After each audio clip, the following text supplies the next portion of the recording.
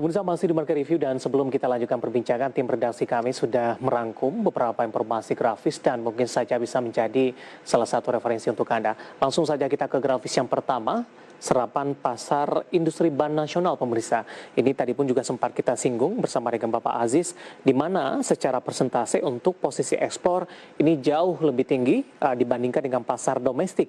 Di mana untuk posisi pasar ekspor di 74%, kemudian pasar domestik di 26%, ketika adanya pandemi, kemudian negara-negara tujuan ekspor melakukan kegiatan lockdown, pembatasan, dan ini sangat-sangat mempengaruhi dari kinerja industri ban nasional, termasuk dari domestik maupun persentasenya hanya 26%, tapi karena adanya pembatasan juga di dalam negeri, dalam hal ini Indonesia, ini juga memberikan dampak yang signifikan terhadap serapan pasar industri ban nasional.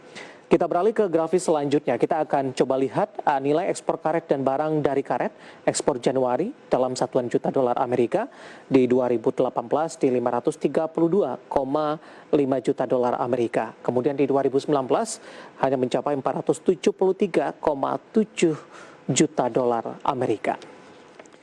Ya, kita beralih ke grafis selanjutnya. Kita akan coba lihat juga 5 besar produk ekspor GSP terbesar dari Indonesia ke Amerika Serikat mulai dari Januari sampai dengan Agustus 2020 dalam satuan juta dolar. Ada ban pneumatic radial untuk bus dan truk 82 juta dolar Amerika Serikat, kemudian minyak asam dari pengolahan sawit 84 juta dolar Amerika Serikat. Tas bepergian dan olahraga di 104, kalung dari rantai emas di 142, sementara untuk matras karet dan plastik ini mencapai 185 juta dolar Amerika. Beberapa informasi grafis yang berhasil dihimpun oleh tim redaksi kami, dan kita lanjutkan kembali perbincangan bersama dengan Bapak Aziz Pani, Ketua Umum Asosiasi Pengusaha Ban Indonesia. Pak Aziz, kita lanjutkan kembali, Pak. Silakan. Ya, tadi sudah Anda jelaskan bagaimana kondisi dari industri ban nasional di tengah pandemi COVID-19. Tekanannya cukup berat begitu. Dengan tekanan yang ada, Pak Aziz, kalau kita bandingkan dari beberapa sektor lainnya, ini PHK sudah mulai terjadi, Pak. Bagaimana di industri ban nasional? Apakah kondisi yang sama juga terjadi, Pak Aziz? PHK adalah pilihan terakhir kami. Tapi coba pikir ya, sekarang ini industri ban itu hanya memproduksi ban sesuai order. Kami mengadakan efisiensi yang seketat-ketatnya terhadap produksi. Jangan sampai memproduksi ban yang akan duduk di gudang. Karena dalam situasi seperti sekarang ini, kita ini terbatas dalam semua hal. Jadi oleh karena itu kami akan buat ban sesuai order. Sekarang coba pikir ya, kalau kami bikin 100 ban setiap hari, itu kalau sebelumnya itu 100 ban kami bikin tiap hari. Demand cukup. Dan itu 100 itu bisa habis. Nah, kalau kami tetap bikin 100 dengan demand yang cuma ada 10 ban, ya 40 ban kan percuma. Oleh karena itu, kami berusaha mengurangi produktivitas dengan memutar karyawan. Di industri ban itu ada 2 jenis karyawannya. Yang white collars yang kerja di kantor, dan yang blue collar yang kerja di pabrik. Pabrik itu akan marah kalau orang yang white collar yang di kantor itu work from home. Ya, karena work from home adalah keharusan. Oleh karena itu mereka mengatakan, wah kami juga mau. Oleh karena itu kita adakanlah pembagian. Kita tidak merupakan sampai Oktober itu tidak ada perubahan. Kita putar balik. Tapi dengan catatan bahwa karyawan kontrak putus, ya sudah itu karyawan kontrak putus, no overtime mungkin sudah nggak ada karena orang dimanfaatkan semaksimal mungkin, jangan sampai terjadi PHK. Tapi kami berpikir, ya kita pikir kita pikir itu panas sampai petang.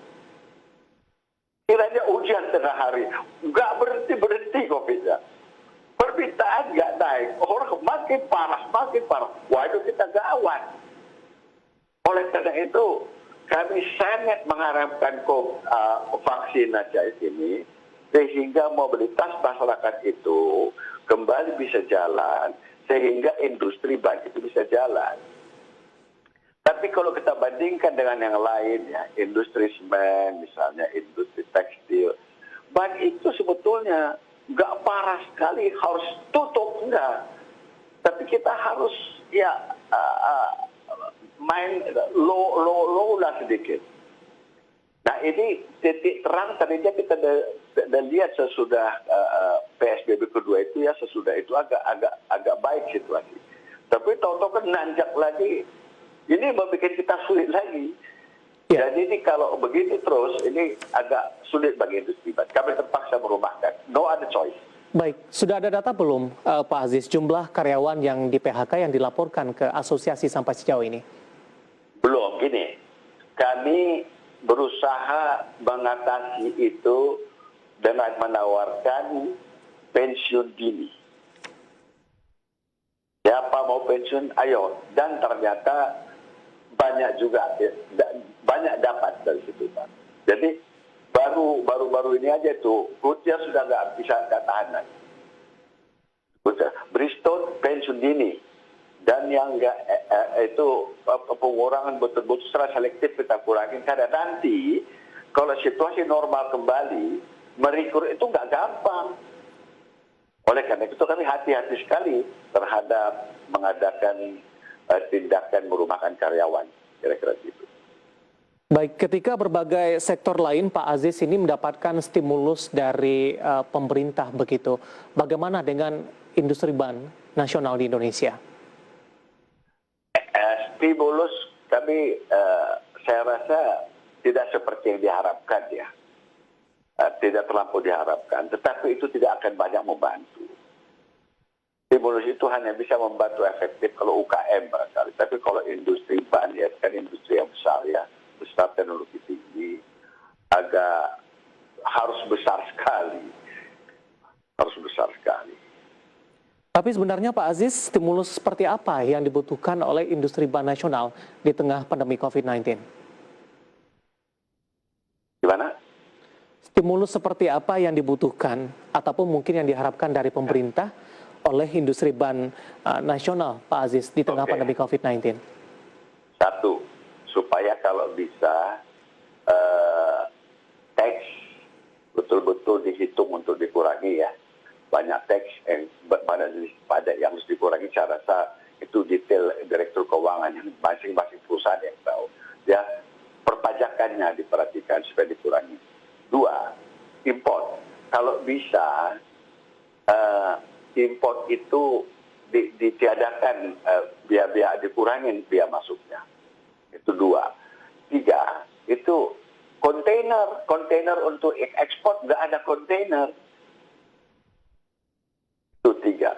Keempat, kami harapkan sekali supaya diplomasi kita bagus. Seperti sekarang ini, begitu timbulnya COVID ini, India baru-baru ini mengeluarkan peraturan, bahwa di India tidak boleh import ban kalau industri itu sudah boleh dibuat di dalam negeri. Jadi padahal kita tadinya banyak, lumayan ada ekspor ke India ya, tapi tiba-tiba stuck sama sekali karena baru keluar itu peraturan. Nah, ini diplomasi yang perlu. Dan kalau dia India gitu, kita juga boleh gitu dong. Barang-barang yang sudah kita bikin tidak bisa masuk, kita bisa memaksimumkan produksi kita.